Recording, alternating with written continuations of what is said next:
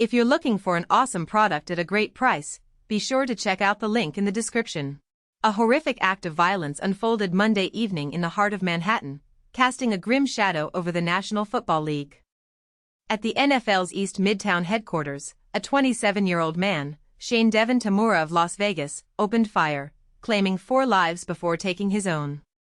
The attack, carried out with an AR-15-style rifle, left an NFL employee seriously injured, according to an email from Commissioner Roger Goodell. Tamura, arriving days prior in a suit and tie concealing body armor, left behind a chilling 3-page note. Within its pages, he blamed the NFL and a devastating brain disease, chronic traumatic encephalopathy, or CTE, for his actions. "Study my brain, please," the note pleaded. "I'm sorry." The tragedy is a stark reminder of the NFL's decades-long struggle with the long-term consequences of head injuries in the sport. Tamura's note, whatever the ultimate interpretation of its contents, reignites a debate that nearly stalled the league's phenomenal rise in the 2010s. CTE, a progressive brain disease, is caused by repeated blows to the head. The impact of these blows, even seemingly minor collisions, causes a protein called tau to overdevelop, disrupting blood flow and neural pathways crucial for memory, impulse control, and more. The resulting effects can be devastating, including mood disorders, cognitive impairment, behavioral changes, and ultimately, dementia. Crucially, CTE can only be diagnosed posthumously, making prevention the paramount concern. CTE's association with boxing, initially known as punch-drunk syndrome, predates its recognition in other contact sports.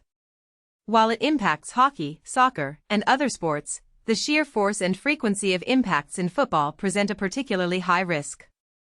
The narrative that only major hits cause CTE is misleading. The cumulative effect of countless smaller impacts, repeated mini-car crashes, is equally, if not more, damaging. Helmets, despite industry and league claims, offer minimal protection against the insidious effects of repeated trauma. The longer a player participates, the greater the risk, a reality particularly acute for young athletes like Tamura, who began playing in high school. Since 2018, numerous legislative attempts to restrict tackle football for children under 12 have been introduced, but few have progressed. The NFL's awareness of head injury risks stretches back to 1994, with the formation of a committee focused on mild traumatic brain injury, MTBI. However, the league's response has been repeatedly scrutinized. The death of Mike Webster, a Pittsburgh Steelers legend, in 2002 marked a turning point. His post-retirement struggles with amnesia, dementia, and depression, culminating in a life lived from his pickup truck, shocked the public. Dr. Bennett Omalu's post-mortem examination revealed CTE, making Webster the NFL's first publicly known case. Further research by Omalu and colleagues, linking football to CTE and highlighting the cases of Webster and fellow Steelers player Terry Long, who died by suicide, was initially dismissed by the NFL's MTBI committee co-chair, Ira Kassan, at a 2007 concussion summit. The tragic consequences of CTE continued to mount. The posthumous examinations of Dave Durson, a Chicago Bears star who instructed his family to donate his brain before taking his own life, Jr. So, the Hall of Fame linebacker known as the Happy Warrior, who died by suicide, and Aaron Hernandez, a talented NFL player implicated in multiple murders and diagnosed with the worst case of CTE ever found in a young person, all underscored the devastating impact of the disease. Even Philip Adams, a veteran NFL player who committed a mass shooting before taking his own life, was found to have extensive CTE. The sheer number of cases, 345 out of 376 former NFL players examined by Boston University's CTE Center, compared to a single case in a much larger study of the general population, is undeniable. The alarmingly young age of some diagnosed players, including high schooler Wyatt Bramwell, highlights the danger to developing brains. While there is no conclusive proof of a direct causal link between CTE and violent behavior, the correlation raises profound ethical questions.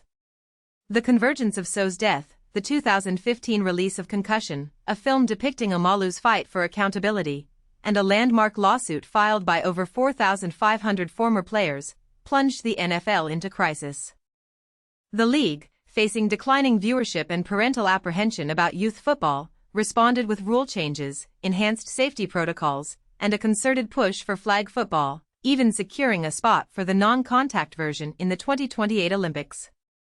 A $765 million settlement in 2013 with former players, while significant, included no admission of liability and limited compensation for CTE claims. The NFL's acknowledgement of the link between head injuries and CTE in 2016 did little to resolve the ongoing legal battles and the lingering questions of responsibility. Retired players continue to criticize the league's prioritization of profits over player health, while the current generation of players faces growing pressure to advocate more strongly for their predecessors. The NFL's actions, or inactions, have inevitably influenced decisions at the college and high school levels, leading to further tragedies like the one at NFL headquarters. Tamura, while never playing professional football, enjoyed a successful high school career at Granada Hills Charter High School as a running back and kick returner, positions inherently high risk for head trauma. His note suggests he may have even attempted to self-medicate, mirroring Terry Long's reported use of antifreeze to alleviate potential CTE symptoms.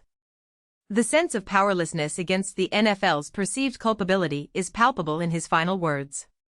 Since the initial reporting of the attack, the NFL's official media channels have shifted their focus back to routine coverage, leaving the legacy of this